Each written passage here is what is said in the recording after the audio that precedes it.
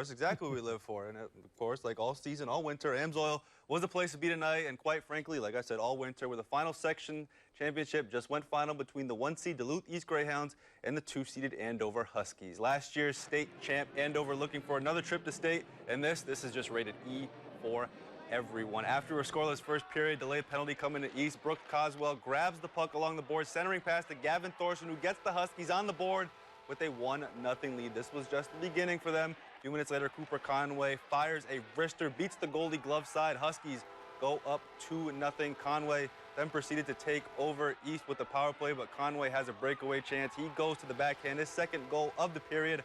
Huskies get out to a 3-0 lead, but East responds. Huskies get back to full strength. Thomas Gunderson finds Grant Winkler, and Winkler gives East a much-needed goal to draw back within 2 in the second, but this kid was too much. Cooper Conway, the Colorado College commit, nets his third goal of the period, a hat trick. He added one more just because he could.